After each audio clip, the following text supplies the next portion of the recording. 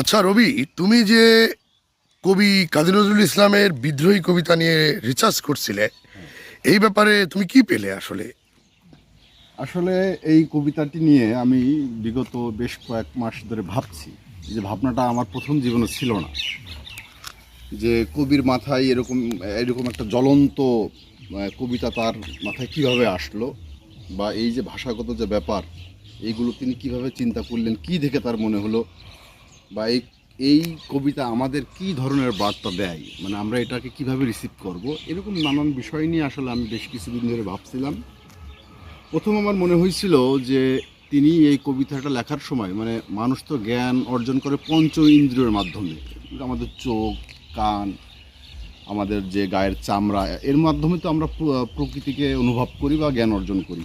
তো তিনিও তো কবিতাটাই লেখার সময় কাউকে না কাউকে তিনি কারো কথা ভাবছিলেন, বা এই এই যে কথাগুলো তিনি বলেছেন সেই সব বিষয় তিনি কারোর মধ্যে পেয়েছিলেন।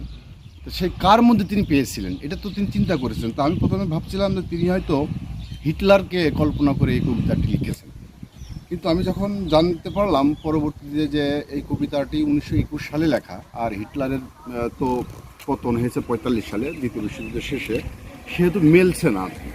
তাহলে কে হতে পারে, কে হতে পারে যে কবির যে তিনি অনুকরণ কাকে করেছেন? সেখানে আমি ভাবলাম যে আমাদের ভারতবর্ষে তো আসলে এরকম, মানে তিনি যেভাবে লিখেছেন সেরকম নেই। আমি উম্মাদ তিনি বলেছেন, মানে এই যে এরকম ভয়ঙ্কর, আমি মানি না কোনো আইন কানুন শৃঙ্খল, মানে এই যে দুর্ধর্ষ একটা যে ব্যাপারগুলো থাকে, এরকম দুর্ধর্ষ কোনো রাজা বাদশা ভারতবর্ষে ছিল না সিন্ধু সভ্যতার পরে, আমি চ্যালেঞ্জ করতে পারি।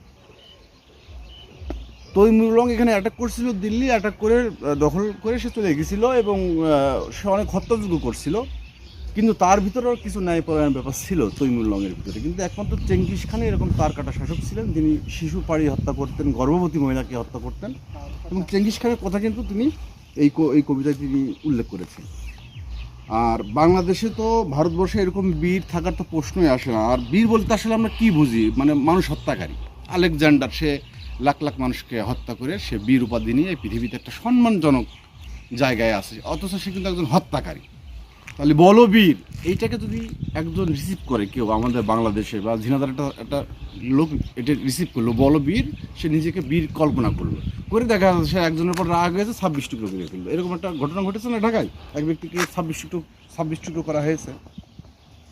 তা আমার কাছে যেটি মনে হয়েছে যে আমি আমি প্রথমে বলে রাখি, যারা, আমি নিজের নজরুল প্রেমী, যারা এই কবিতাটি ভালোবাসেন বা কবিপ্রেমী আছেন, তারা বিষয়টি নেগেটিভভাবে নেবেন না, এটা আমি বলতেছি, আপনারাও যাচাই বাছাই করবেন।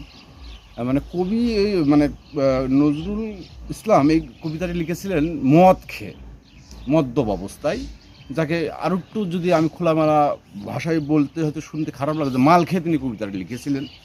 কারণ যে এখানে তিনি বলেছেন যে বল বীর, বল উন্নত মম শির, শির নিহারি আমারই নত শির, ওই শিখর হিমাদ্রির। মানে এই যে ভাষার সাথে যে চরিত্রের যে একটা মিল থাকতে হবে, এরকম চরিত্রের মিল কিন্তু ভারতবর্ষের কারোর ভিতরে নেই। তারপরে তিনি আরও মদের কথা তিনি কবিতায় উল্লেখ করেছেন। তিনি আরও কিছু এলোমেলো কথা বলেছেন। কি কথা বলেছেন? যে আমি চির দুর্দম, দুর্বিনীত, নৃশংস। তারপরে কি বলেছে? মহাপ্রলয়ে আমি নটরাজ, আমি সাইক্লোন, আমি ধ্বংস, আমি মহাভয়, আমি অভিশাপ, আমি পৃথ্বীর। তিনি আরও উল্লেখ করেছেন যে আমি দুর্বার, আমি ভেঙে করি সব চুরমার, আমি অনিয়ম, আমি উচ্ছৃঙ্খল, আমি দলে যায় যত বন্ধন, মানে সে কোনো বন্ধন মানে না, যত নিয়ম কানুন শৃঙ্খল বা আইনি তোয়াক্কা সে করে না। আমি মানি না কোনো, কি বলছে, আমি মানি না কোনো আইন, সে কোনো আইনই মানে না। আমি ভরা তরি করি ভরা ডুবি, আমি টর্পেডো, আমি ভীম। ভীম কিন্তু মহাভারতের একটা ভয়ঙ্কর চরিত্র। তারপরে সে আরও এখানে কিছু এলোমেলো কথা বলেছে, যে শেষের দিকে বলেছে যে আমি বিধাতার বুকে, সে লাইনটা অনেক দূরে আছে, বইটা বড় হয়ে যাবে বলে বলছি না, যে সে লাইনটা কই, যাক সে লাইনটা অনেক ভাষাগত ব্যাপার আছে। সে বলেছে যে আমি বিধাতার বুকে এঁকে দেবো পদচিহ্ন। এটা তো সাধারণ কোনো মানুষের কথা না। তাহলে যারা যারা মানে মদ খায়, আমরা তাদের ভিতরে এই চরিত্রগুলো দেখতে পারি। সে কাউকেই মানে না, কোনো আইন মানে না, সে বোধ ধরে মারে, ছেলেপেলে গায়ে হাত দেয়, যাকে তাকে ধর্ষণ করে ফেলতে পারে। মানে এই যে চরিত্র, এই চরিত্রের সাথে মদখোরের যে চরিত্র, সেই চরিত্রের সাথে এই কবিতার যে ভাষা, সে ভাষার বেশ কিছু মিল আছে। কারণ সে আরো কি লিখেছে, আরো লিখেছে। আমি দুঃখিত, ভিডিওটা বড় হয়ে যাচ্ছে। আমি আবারও মানে কবি প্রেমীদের কাছে বলছি যে আপনারা করবেন না, মানে খারাপভাবে নেবেন না। সেখানে আরো বলেছে যে আমি ছিন্নমস্তা চণ্ডী, ছিন্নমস্তা কিন্তু মানে দেবী দুর্গার একটি ভয়ঙ্কর রূপ, আমি রণদা সর্বনাশী। আরো কি বলছে, আমি জাহান্নামের আগুনে বসিয়া হাসি পুষ্পের হাসি। কত ভয়ঙ্কর কথা। এরকম ভয়ঙ্কর মানব চরিত্র ভারতবর্ষে কখনোই ছিল না। সেই হিসেবে কবি চেঙ্গিস খানকেই কল্পনা করেছে, কারণ চেঙ্গিস খান এরকম নোংরা এবং ভয়ঙ্কর লোক ছিল। মানে পৃথিবীতে ত্রাস সৃষ্টি করার জন্য চেঙ্গিস খান যত প্রকার কুকর্ম আছে সবই করেছে। চেঙ্গিস খানকে কল্পনা করেছে এবং কবি নিজে মদ খেয়েছে। মদ খাওয়ার পরেই সে যখনই চেঙ্গিসের কথা ভেবেছে, তখনই এই চরিত্রগুলো তার ভিতরে চলে এসেছে। কারণ মদ খেয়ে মানুষ কি মাতলামি করে না? আমি মানি না কখনো আইন কানুন শৃঙ্খল, এই যে একটা মানে ভাব। কিন্তু আমরা এটাকে রিসিভ করেছি কি, যে আমরা বিরাট একটা বীর, যুদ্ধ করতে পারি, যুদ্ধ করে আমরা জয়ী হতে পারি। আসলে এরকম কোনো চরিত্রই আমাদের ভিতরে নেই। তাই আমি যেটা মেসেজটা দিতে চাই যে কবিতাটা রিসিভ করতে হবে কিভাবে। বীর তো ভালো জিনিস না, বীর মানে হত্যাকারী। পৃথিবীতে মানুষকে হত্যা করে একজন বীর হয়েছে, তাকে তো কখনো সম্মান করা যায় না, সে সম্মানিত কোনো ব্যক্তি না। আর আমরা কখনোই উন্নতম শীর্ষ ছিলাম না। আর একটা মেসেজ দিয়ে রাখি যে আমরা যেহেতু মানে বাংলাদেশ তো সেদিন হলো, আমরা সারা জীবন ভারতবর্ষের মানুষ। এক কথা, এই ভারতবর্ষের মানুষ বা এই ভারতীয়রা কখনোই সাম্রাজ্যবাদী ছিল না। এরা কখনো ইউরোপ দখল করতে যায়নি, এরা কখনো আরবে দখল করতে যায়নি, মানে বিশ্বের কোথাও দখল করতে যায়নি। বারবার এরা দখলের শিকার হয়েছে। তাহলে সবসময় আমরা যোদ্ধাহীন একটা জাতি, আমাদের বীরই নেই। তাহলে উন্নতম শীতটা হইল কন্তে। আচ্ছা, তাহলে আপনি বলতে চাচ্ছেন যে এই যে যুগ যুগ ধরে কবি নজরুলের এই কবিতাটি হ্যাঁ, বিভিন্ন আন্দোলন, বিপ্লব, সংগ্রামের কিন্তু একটা প্রতীক হিসেবে দাঁড়িয়েছে। তো এটা আমাদেরকে মানে এখন আপনার জানা আছে কি না, যেমন ওই যে আমাদের এই যে একটা কবিতা আছে না, যে জীবনানন্দ দাশের একটা কবিতা আছে, ওই কবিতাটা নিয়ে কিন্তু এখন রিসার্চ হয়েছে সম্প্রতি। জীবনানন্দ দাশের যে কবিতার কথা বলছিলাম, বনলতা সেন, ওই কবিতা নিয়ে সম্প্রতি দেশের বাইরে কিন্তু অনেক কবি প্রেমী যারা আছে তারা কিন্তু রিসার্চ করেছে এবং তারা দেখেছে যে ওই কবিতাটা কিন্তু আসলে প্রেমের কোনো কবিতা না। ওখানে তিনি বিম্বিসারের কথা উল্লেখ করেছেন এবং অশোকের কথা উল্লেখ করেছেন। অশোক, বিম্বিসার কিন্তু মৌর্য সাম্রাজ্যের কিন্তু সম্রাট ছিল। সেখানে দেখা গেছে যে এটা আসলে আমরা এতদিন মানে প্রেমের কবিতা হিসেবে গ্রহণ করেছি।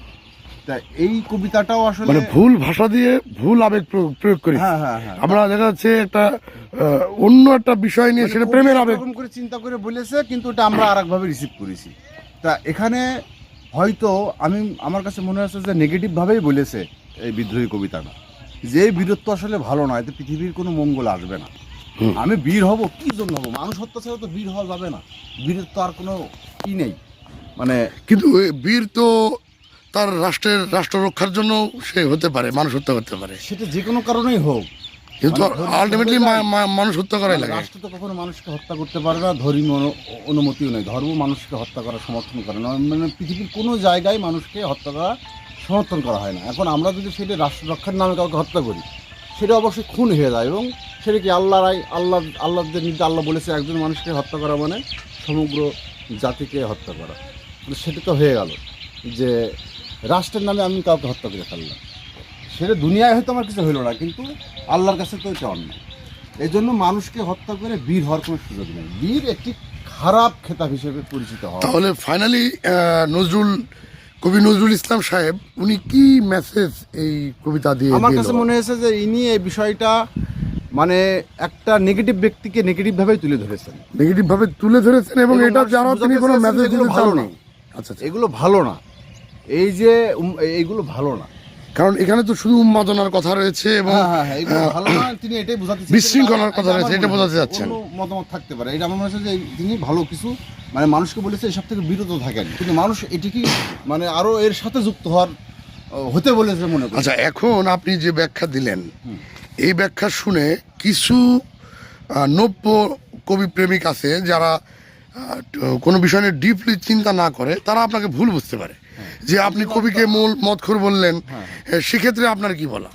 সেক্ষেত্রে কি আমি, যেমন মাইকেল মধুসূদন দত্ত, তিনি যে একজন মদ্য মাতাল ছিলেন, এটা তো বিদ্যাসাগরের কাছ থেকে উনি টাকা নিয়ে মদ খেতেন, এটা বিদ্যাসাগর তো নিজেই বলেছে। তো আপনার উপরে, আপনার এই যে এখন ব্যাখ্যার উপরে অনেক কবিকে আমি ই যেতে ভালোবাসি। পারে, অনেক না, ই না, যেতে পারে, কবি সেক্ষেত্রে তো বলা একটা কি? পাবলিক ফিগার, তাকে আমি ভালোবাসি। এবং তিনি তো বিয়ে করেছেন, তিনি সন্তান জন্ম দিয়েছেন, তিনি তো তার তো একটা যৌন জীবন ছিল, সেটাও তো আমার রিসার্চের ভিতরে আসতে পারে। কিভাবে তিনি যৌন জীবন পার করেছেন, কিভাবে তিনি তার স্ত্রীর সাথে মিলিত হতেন, সেই সময় তাকে কেমন দেখা যেত, তার চেহারা কেমন আকৃতি আসতো, কারণ সে তো একজন জ্ঞানী মানুষ। তার চেহারা কি সাধারণ যেভাবে জৈবিক কার্য করার সময় আমাদের মতো মানুষের আসে সেরকমই ছিল তার চেহারা, নাকি ভিন্ন রকম ছিল? তিনি সে যদি জ্ঞানী মানুষ, তার সকল কাজে তো আমাদের থেকে ভিন্নতা থাকতে হবে। এই জন্য সব কিছুই রিসার্চের মধ্যে নিয়ে আসতে হবে। এই জন্য এইটা এখন তো কোন ভাষার অর্থ কি এগুলো আর মতামতের ভিন্নতা থাকতেই পারে। থাকতে পারে, এটা আমি আমার মতামত প্রকাশ করলাম। এখন যদি কেউ যদি চিন্তা করে আমার এই কথাটা, কারণ প্রত্যেকটা শব্দ অর্থ তো এখন খুঁজে পাওয়া সহজ অনলাইনে, সে প্রত্যেকটা শব্দ দেখতে পারে। বীর একটি নেগেটিভ শব্দ সর্বদাই, এটা মানুষ এখন না বুঝলেও পর্যায়ক্রমে বুঝে একটা সময় বুঝতে পারবে। তো ঠিক আছে, আপনাকে অনেক ধন্যবাদ। আপনি কবিতা নিয়ে রিসার্চ করেন, এটা দেশ, জাতীয় কবি এবং কবিতার জন্য, সাহিত্যের জন্য মঙ্গল বয়ে আনবে, সেই কামনাই করি। অসংখ্য ধন্যবাদ।